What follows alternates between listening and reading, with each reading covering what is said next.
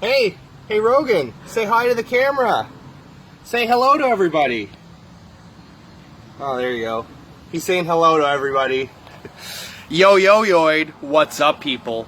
So I was thinking about how can we best contribute to other people, and how could we really reach our potential when it comes to contributing to other people. Now, I think I know a lot of people, and most people have this drive to, make a difference, to maybe help people or contribute to other people or contribute to the world as a whole, and have this drive to make this contribution to the world. So how do we do this? How do we maximize our potential in this area? And I was thinking about it, and the number one answer that you should be doing to contribute to other people, this might be actually counterintuitive, but it's actually taking care of yourself. Now, I'm sure you heard this before. You have to take care of yourself. You have to put on your own, your life's jacket before you go and save someone else. Or if you're on an airplane, you have to put on your own oxygen mask before you start helping other people. Because if you end up fainting or passing out, you're not really of use to other people. Another analogy is the heart.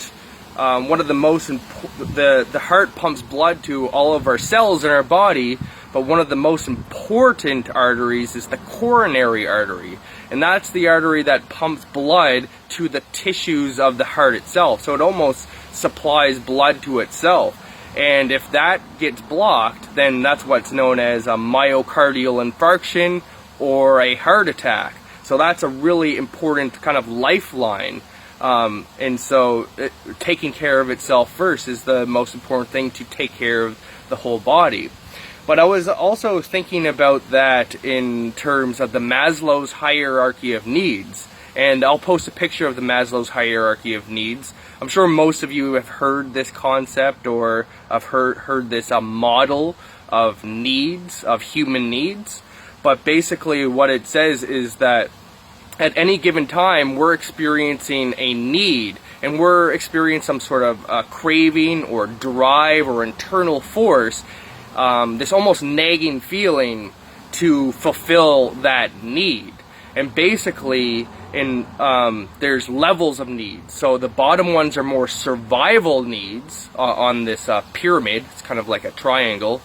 And basically the survival needs, when we're not reaching our survival needs, inside of us basically we'll have cravings or drives to fulfill those.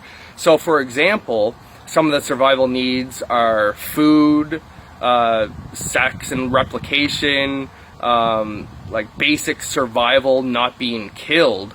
So imagine you're being chased by a saber-toothed tiger, then the only thing you're going to be thinking about is getting away from that danger.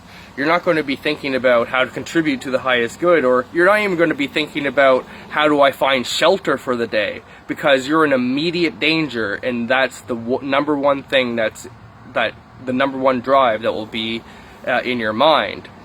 And then if you're safe, like in the immediate, and you need food to survive, then you might have hunger, those hunger needs, because you need that fuel to survive. But once those needs are met and you feel satisfied and full, then you might start seeking some shelter and safety. And if your shelter and safety are taken care of, then you're going to start to want to fulfill needs of belongingness and love with other people. So basically, as one need is met, another need emerges. And so if you have all of your survival needs met, and then you have all of your belonging needs met, and you have all of these needs met, then you're going to have this natural drive to get to the higher needs. So we all have needs to contribute, to self-actualize. So the bottom ones are known as, I forget the exact term, the exact term, but basically they're all like kind of fear-based, they're based on deprivation almost. Like, I don't have this thing that will help me survive and I have this need to fulfill it. The higher needs are more being needs. They're more about fulfillment.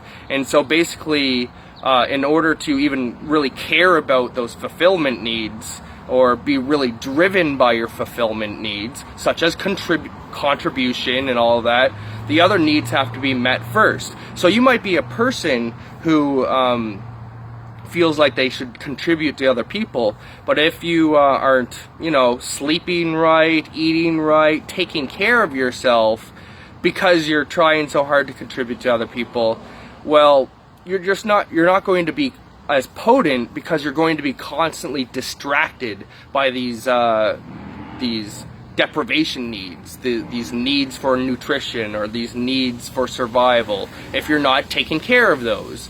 If you're trying to contribute to the world and you have that drive, but you're constantly distracted by all of these fear-based needs pinging at the back of your mind all of the time, you're not going to be able to bring yourself fully to what you're doing.